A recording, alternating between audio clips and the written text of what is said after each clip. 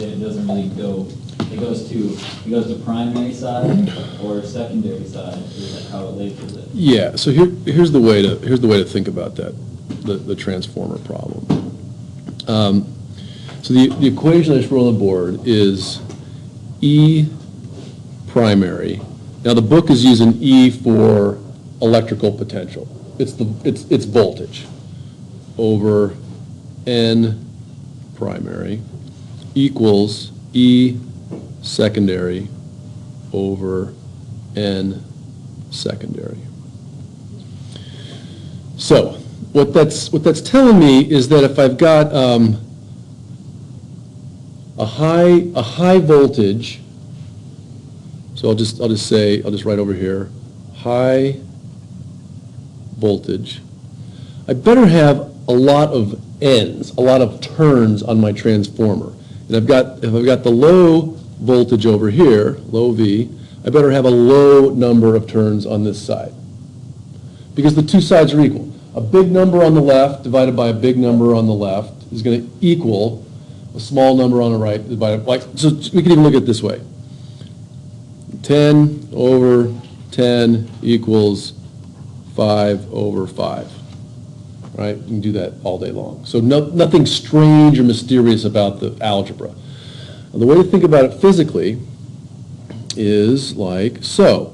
And I'm just going to draw, for the sake of argument, 1, 2, 3, 4, 5, 6, 7, 8, 9, 10 actual turns on this side. And on this side, I'm going to just draw 1, 2, 3, 4, 5. All right, so here's our primary side, and here's our secondary side. Now, what is actually flowing through there? Through the wire?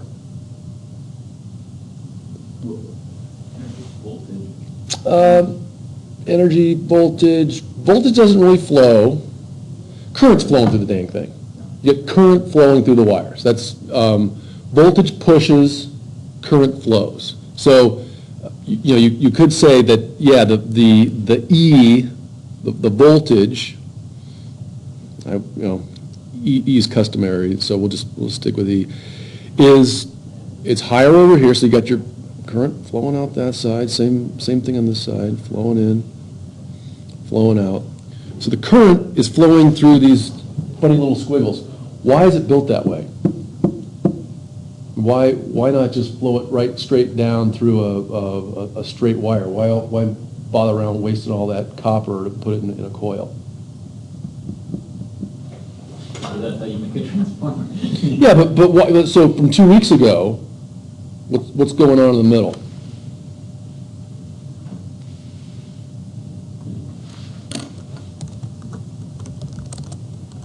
I knew my lecture would make some sense. So there you go. There's the top are the arrows coming at you.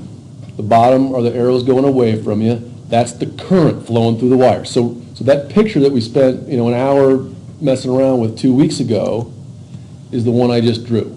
I just drew it as a transformer. So we got current, electrons. You can draw them as little E's going that way. You can draw them as little I's. And remember, the electrons are always flowing towards the positive end, but the current is typically denoted as flowing the other direction. So physically, the electrons you can think of as swimming upstream, not that important. Important thing to know is that current is flowing in this helix through these wires. So again, why make them in coils? Well, I'm going to come right down here.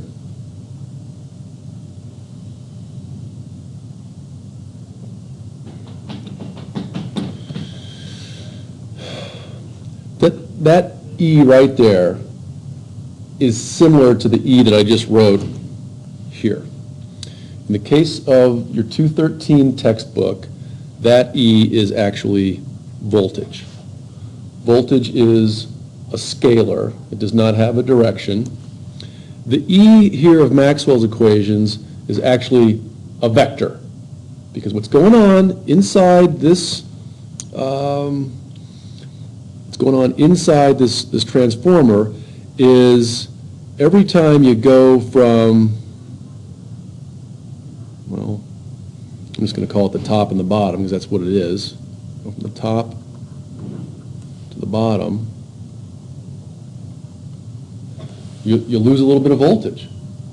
I mean, if you didn't have a voltage difference across the thing, it wouldn't work. You know, if it wasn't 120 on the little black side of the plug and 0 at the big side, you wouldn't have any juice.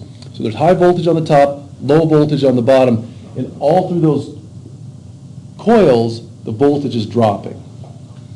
So this E right here is the voltage gradient.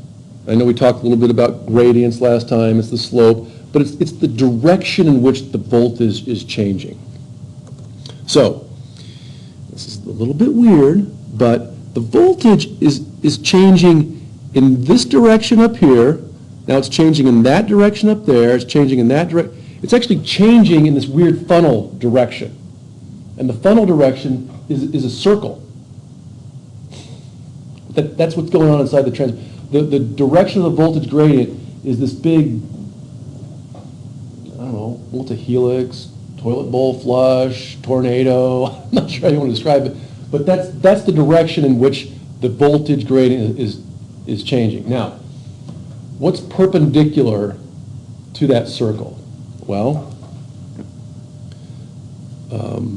that direction's perpendicular, right? Because the voltage gradient is changing circumferentially as you wrap yourself around that transformer.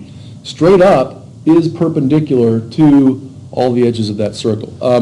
So is straight out. So is the radial direction. The important thing to think of is this funny-looking delta is always going to be perpendicular to how that voltage gradient is changing. So again, E is changing as you run down this helix,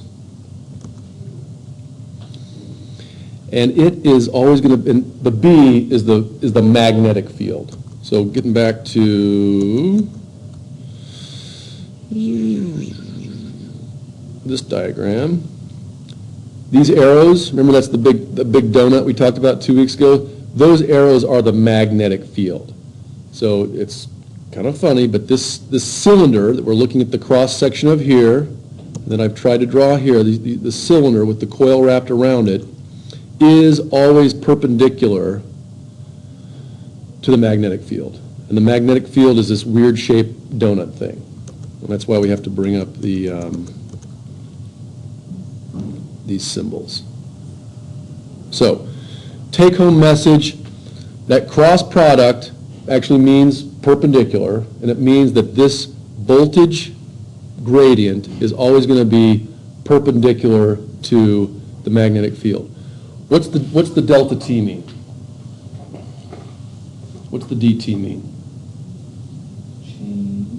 Change with respect to time. Okay, change with respect to time. In your AC transformer, is the voltage changing with respect to time? In your alternating current transformer, it better be. And that was the big war argument that Edison and Tesla had, right? So the voltage is always changing, sine wave, and so is the magnetic field. So, and that'd be kind of a fun little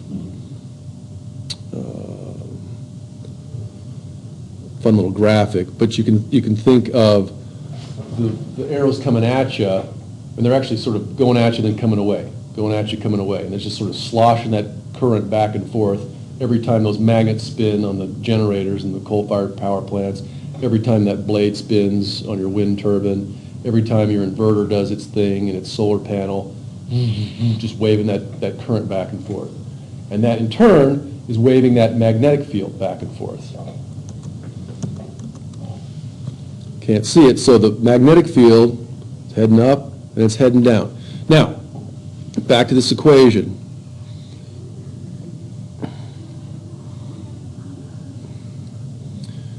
And I just used 5 and 10 just because it was easy to draw.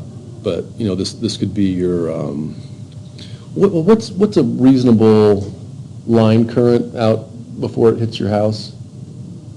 What do you, Says in here. yeah, I can't remember off the top of my head. I don't do this for a living, but I just want to throw a reasonable, it's a few thousand volts. I just don't remember how many thousand.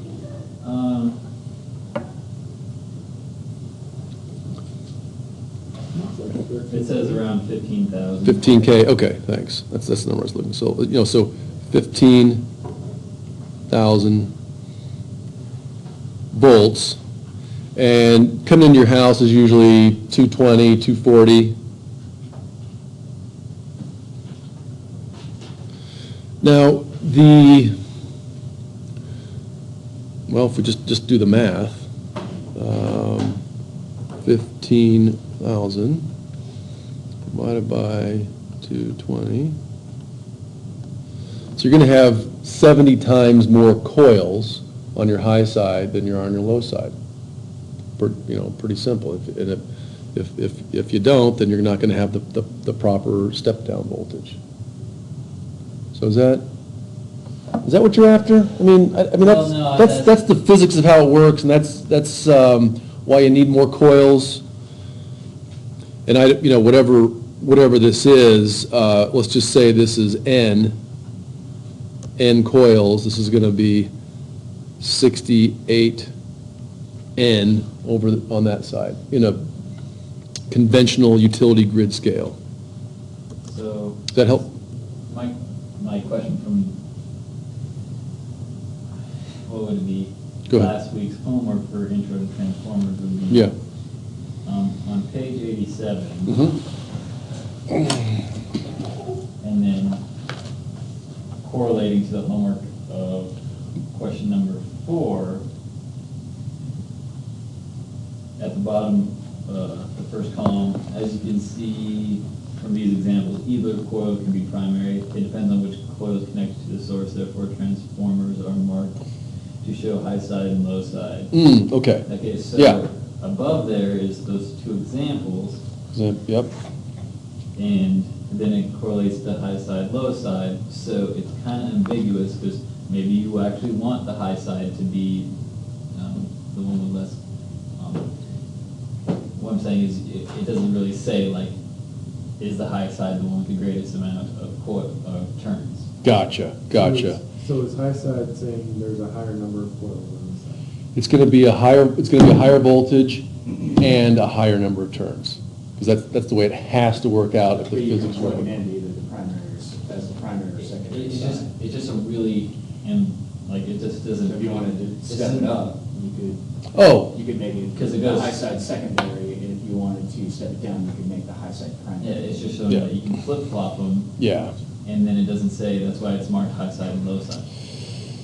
And that's in correlation with number 4. Gotcha. So I think, typically, in a utility scale, your high side is going to be coming from the grid, coming from the utility, and the low side is going to be at your residence. However, as Josh was saying, there might be some case where you wanted to step up the voltage, so your low side would be coming in towards you, and you would be sitting on the high side if you want a greater voltage.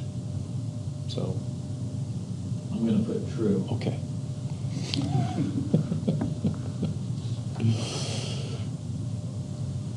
I'm glad it sparked some discussion. Okay, guys, what else should we cover today? Should we get into some phasers, another question on that, or what is on your mind? I'm ready to look at any of this stuff. Yeah, we get phaser crazy. Want to look at a specific problem?